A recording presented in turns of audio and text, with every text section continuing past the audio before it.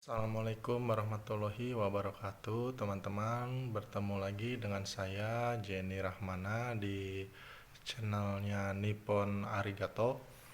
Ya, teman-teman, sekarang ya saya akan menerangkan atau berbagi pengalaman ya tentang berapa sih kisaran gaji di Jepang itu, khususnya untuk magang ya, teman-teman.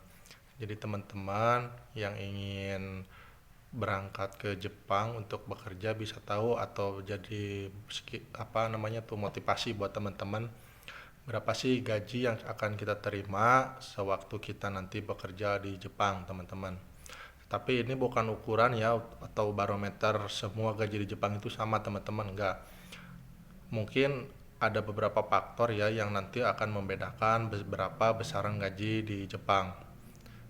Jangan berlama-lama ya, teman-teman, kita langsung saja ya. Apa namanya tuh berapa gaji saya waktu bekerja di Jepang, khususnya di pabrik kaca mobil, teman-teman. Ya, jadi kita berbicara atau bercerita dulu, teman-teman, sebentar ya. Dulu waktu saya berangkat itu bulan Februari, teman-teman, 2018. Begitu saya begitu saya nyampe di Jepang, saya itu baru bekerja 2 minggu karena itu tutup bukunya itu, teman-teman, tanggal 30. Jadi saya begitu nyampe di Jepang tanggal 12 sampai tanggal 30 itu sekiranya kurang lebih 2 minggu, teman-teman. Nah, 2 minggu itu saya sudah mendapatkan gaji sekitar, kalau dirupiahkan ya, sekitar 8 juta, teman-teman, kurang lebih lah. Alhamdulillah ya, teman-teman, dengan kisaran uang segitu selama 2 minggu mungkin ya dibanding dengan kita bekerja sesama-sama kita kerja di pabrik, mungkin ya lebih gede gaji di Jepang, teman-teman. Nah, lanjut bulan berikutnya karena saya juga apa namanya belum terlalu paham di dalam bekerja. Terus saya juga mungkin waktu bulan kedua, bulan ketiga itu masih istilahnya rensu, apa namanya itu latihan kerja, dibarengi dengan senior saya yang orang Indonesia juga. Selama 2 bulan 3 bulan itu saya mendapatkan gaji sekitar 17 juta 18 juta, teman-teman, per bulan. Nah, setelah 3 bulan, dikarenakan senior saya juga balik ke Indonesia, lalu saya gantiin posisinya. Di situ saya mulai mendapatkan lembur, teman-teman. Nah, lemburan saya itu nggak menentu. Kadang ada banyak lemburan, kadang juga sedikit, teman-teman. Jadi nggak, kalau misalkan 1 bulan lemburannya banyak, terus enggak, teman-teman. Karena lemburan itu ada naik, ada turun juga, ada batasannya, teman-teman. Nah, langsung saja, teman-teman, kita apa namanya lihat berapa sih gaji saya di Jepang, teman-teman ya. Nah, ini slip gajinya udah saya bawa, teman-teman ya. Slip gaji ini udah saya bawa dari Jepang untuk memotivasi teman-teman agar mungkin masa muda teman-teman begitu keluar sekolah ingin bekerja khususnya di Jepang, teman-teman. Nah, ini langsung saja kita buka, teman-teman. Nah, ini kotornya, teman-teman, 23. Nah, yang ini.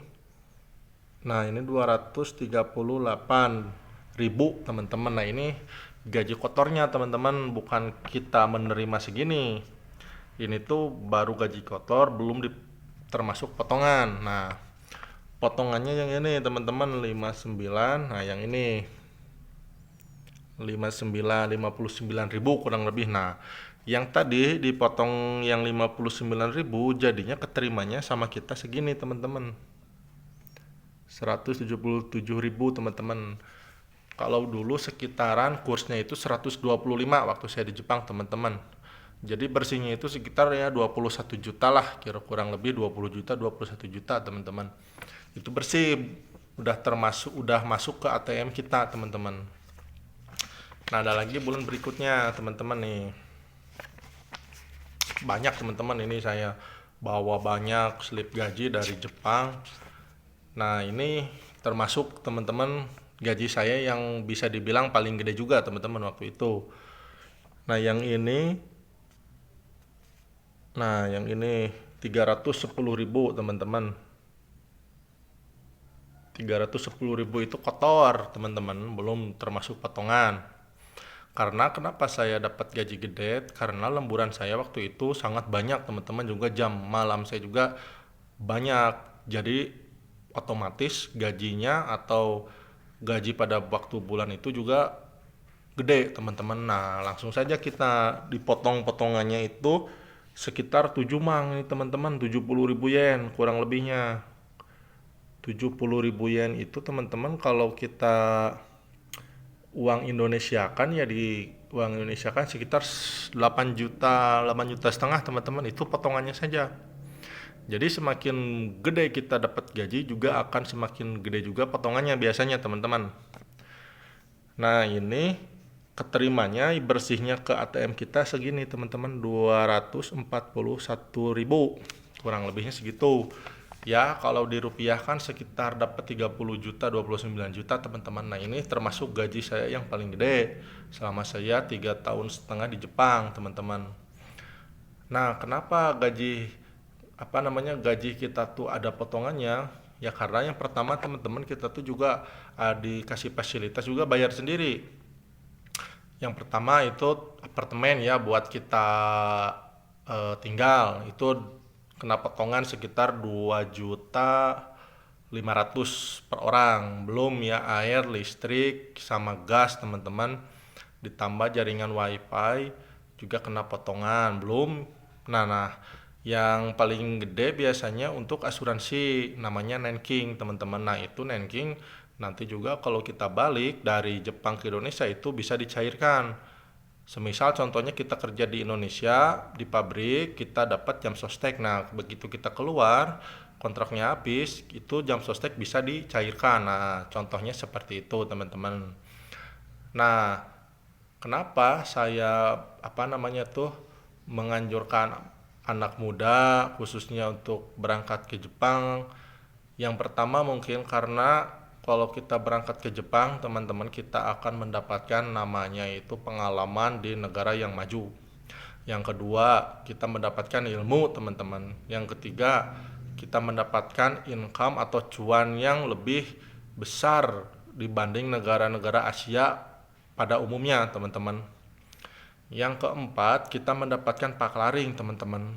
Begitu kita nanti balik dari Jepang, tidak pengen balik lagi ke Jepang, pengennya melanjutkan aja kerja di Indonesia, itu sangat berguna, teman-teman, paklaring itu.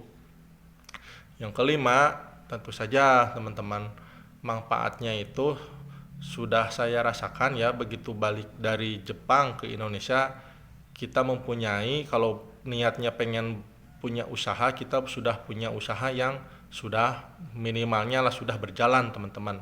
Dikarenakan begitu saya tahun pertama pengen saya membuka mungkin usaha di bidang apa saja, nanti modalnya itu kan ada yang istilahnya ada yang menyalurkan atau ada yang mengelola di Indonesia. Nah, selama 3 tahun itu berjalan, saya modalin terus sampai mungkin saya balik, usaha itu sudah berkembang teman-teman. Jadi kita tidak perlu lagi mencari pekerjaan ke sana kemari atau yang lain-lain lah ibaratnya teman-teman. Jadi manfaatnya itu sangat besar, apalagi teman-teman kalau usia masih muda kan, wah itu mah ibarat katanya udah jadi miliarder teman-teman. Bukan karena saya ingin pamer atau apa, tapi emang kenyataannya seperti gitu teman-teman. Apalagi generasi muda kita kan sekali setahun keluar itu sangat banyak sekali. Ini kesempatan buat kalian-kalian atau generasi muda supaya mempunyai pengalaman kerja yang bagus teman-teman. Nah, mungkin sekian teman-teman ya berbagi pengalaman dari saya. Mungkin di lain waktu kita ketemu lagi. Jangan lupa ya like, subscribe, dan komen teman-teman kalau emang channel ini sangat bermanfaat. Mungkin sekian dulu teman-teman dari saya. Wassalamualaikum warahmatullahi wabarakatuh.